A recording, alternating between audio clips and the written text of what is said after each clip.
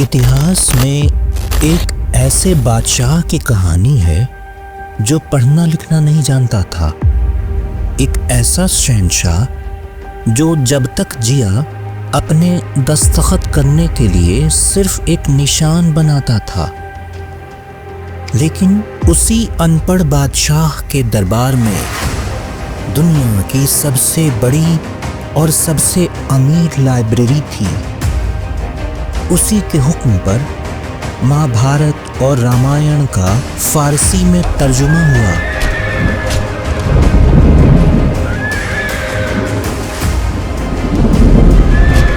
उसी की छत्र छाया में हर मजहब के विद्वान दुनिया के सबसे बड़े सवालों पर बहस करते थे।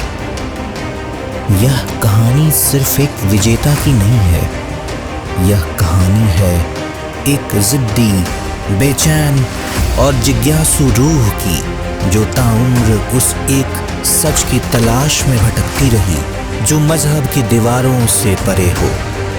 ये कहानी है तैमूर के खानदान के सबसे महान शहंशाह की, जलालुद्दीन मोहम्मद अकबर।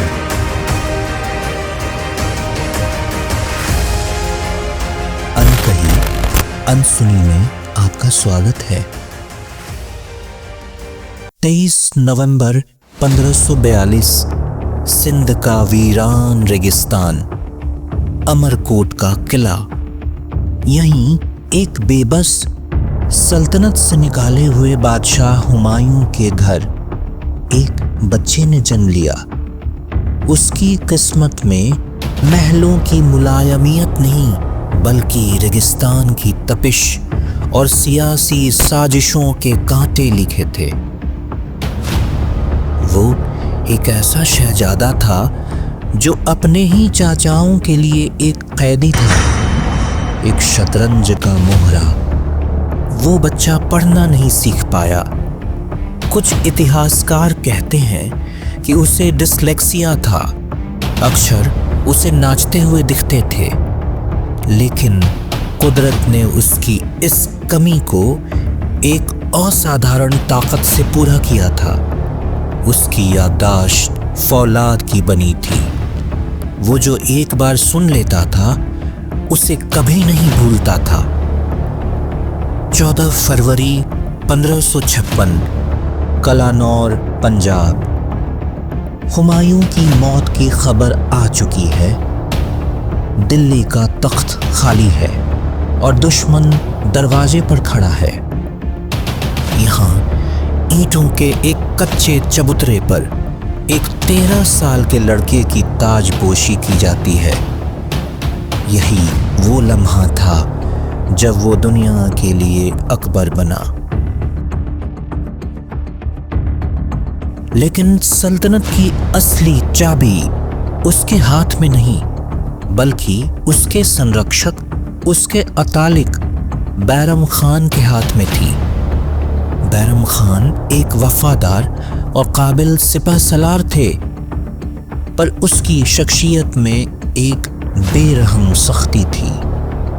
पानीपत की दूसरी लड़ाई में हेमू को हराने के बाद उसी ने 13 साल के अकबर के हाथों से एक हारे हुए दुश्मन का सर कलम करवाया। वो अकबर को सल्तनत का सबसे पहला और सबसे क्रूर सबक सिखा रहा था। ताकत रहम नहीं जानती। 1560 में 18 साल के अकबर ने वो किया जो उसकी उम्र का कोई लड़का करने की हिम्मत नहीं करता। उसने बैरम खान को हुकूमत से बर्खास्त कर दिया। यह एक बेटे का अपने पिता समान संरक्षक के खिलाफ विद्रोह था।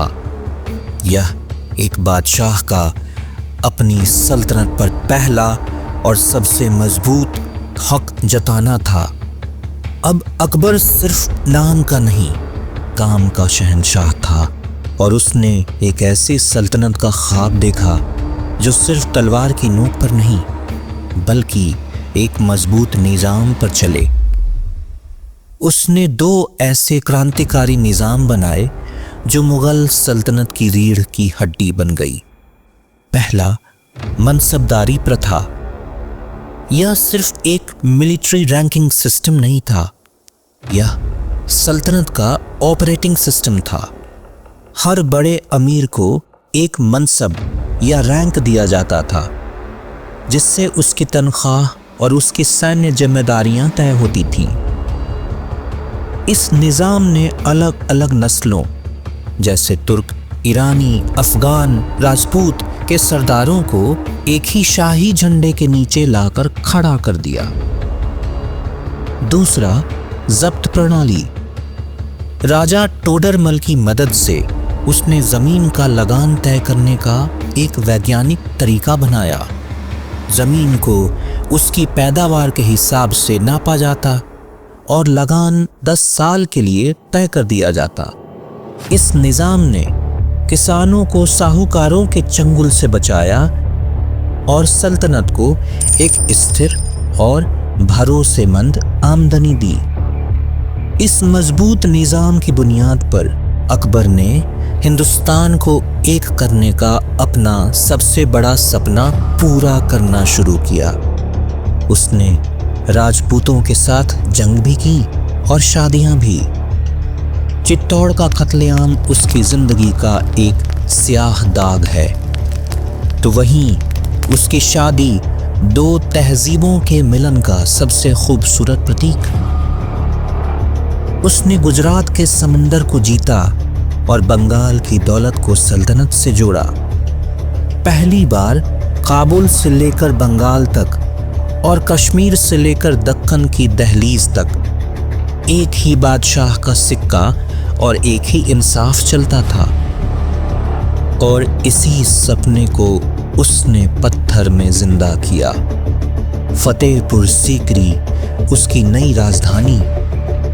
यह सिर्फ एक शहर नहीं बल्कि एक विचार था, जिसे पत्थर और गारे में गढ़ा गया था। यहाँ के दीवाने खास के बीचों बीच बना खंभा भारत के अलग अलग कोनों से आकर एक केंद्र से मिलती हुई ताकत का प्रतीक था। यहाँ के महलों की वास्तुकला में गुजरात, राजस्थान और ईरान की शैलियाँ ऐसे घुली मिली थीं जैसे अकबर की सल्तनत में अलग अलग तहजीबें। सल्तनत मजबूत थी, तिजोरियां भरी थीं, पर बादशाह की अपनी रूह बेचैन थी। वो अनपढ़ बादशाह जिसके लिए किताबें सिर्फ तस्वीरों का खजाना थी, दुनिया के सबसे गहरे सवाल का जवाब ढूंढ रहा था। सच क्या है?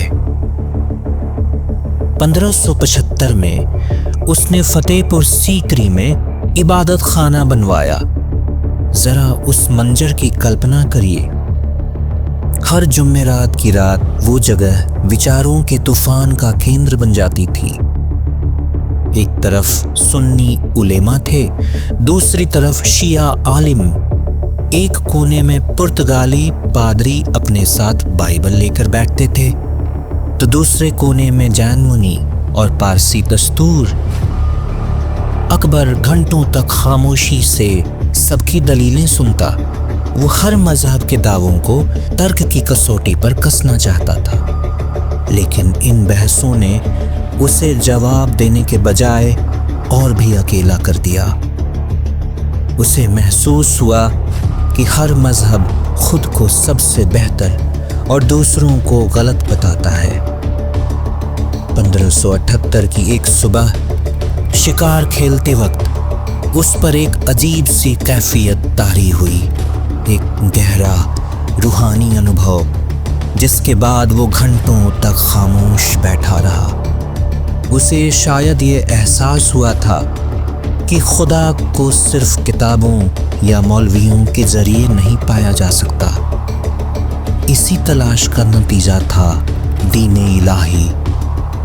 इतिहासकार इस पर आज भी बहस करते हैं। यह कोई नया मजहब नहीं था जैसा कई लोग मानते हैं। यह एक सूफी विचार जैसा शाही पंथ था, जिसके उसूल थे सुलह कूल, यानी सबसे अमन और भाईचारा।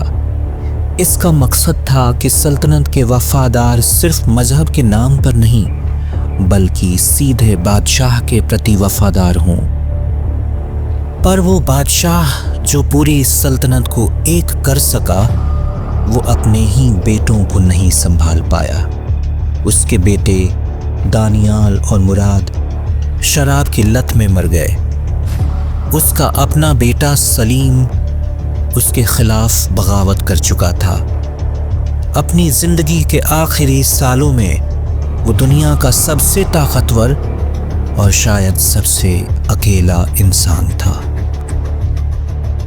1605 में जब अकबर ने अपनी आंखें बंद की तो वो अपने पीछे एक ऐसी सल्तनत छोड़ गया जो दौलत और ताकत में दुनिया की किसी भी दूसरी सल्तनत से कहीं ज्यादा बड़ी थी। तो कौन था अकबर? एक बेरहम विजेता या एक रहमदिल शहंशाह? एक चतुर सियासतदां या एक सच्चा रूहानी खोजी? शायद वो ये सब कुछ था। वो उस विशाल बरगद के पेड़ की तरह था जिसकी हजारों जड़ें अलग अलग जमीनों से रस लेती थीं, पर जिसका मकसद एक ही था, सबको अपनी छांव में जगह देना। उसने हमें सिखाया कि एक सच्चा साम्राज्य तलवार से नहीं, विचारों से बनता है, और शायद यही उसकी सबसे बड़ी विश्व विजय थी। अकबर की कहानी सिर्फ एक बादशाह की नहीं बल्कि एक विचार की कहानी है। एक ऐसे हिंदुस्तान का विचार जो अपनी अनेकता में ही अपनी एकता को ढूंढता है। अगर आप चाहते हैं कि हम इतिहास की इन जटिल और मानवीय परतों को यूं ही खोलते रहें, तो विचार यात्रा को सब्सक्राइब करें ताकि हम साथ मिलकर वक्त की धूल के नीचे दबे और भी सच खोज सकें।